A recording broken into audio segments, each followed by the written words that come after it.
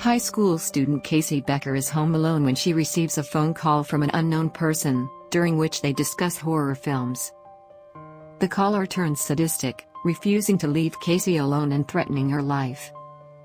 He reveals that her boyfriend Steve is bound and gagged outside on her patio and demands she answer questions about horror films if she wants him to live.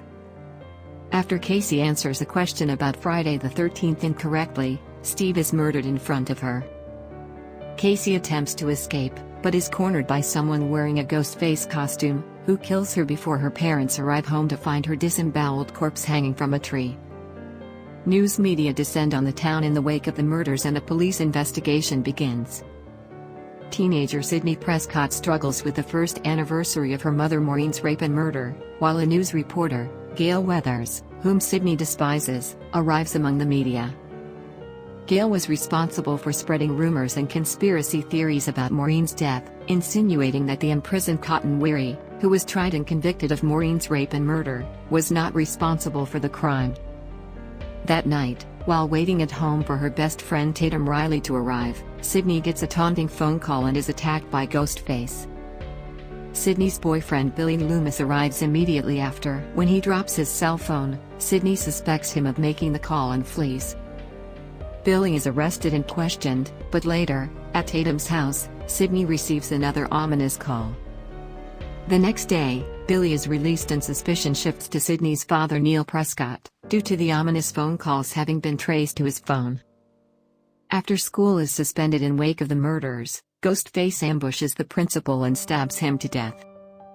Tatum's boyfriend and Billy's best friend, Stu Mache, throws a party to celebrate the school's closure. Gail attends uninvited, as she expects the killer to strike again. Tatum's older brother, Deputy Sheriff Dewey Riley, also looks out for the murderer at the party. Tatum goes out to the garage and is cornered by Ghostface, who crushes her neck with the garage door when she attempts to escape through the pet door.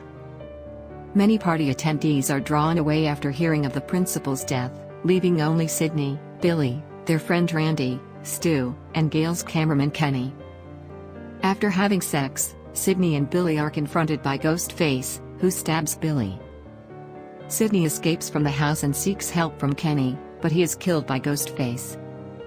Gail crashes her van while escaping and Dewey is stabbed in the back while investigating in the house, with Sydney taking his gun for protection. Randy and Stu show up and accuse each other of being the killer, but Sydney retreats back into the house where she finds a wounded Billy.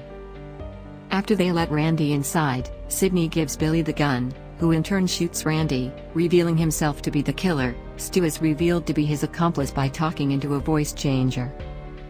Billy and Stu corner Sydney in the kitchen and discuss their plan to kill her and pin the murder spree on her father, whom they have taken hostage. They also reveal that they murdered her mother and framed Cotton for it, as she was having an affair with Billy's father, which drove his mother away.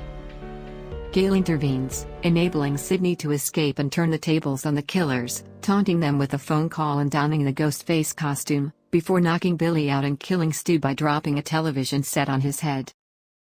An enraged Billy awakens and attacks Sydney, but Gail shoots him. Randy, wounded but alive, remarks that the killer always resurfaces for one last scare. As Billy rises, Sydney shoots Billy in the head, finally killing him.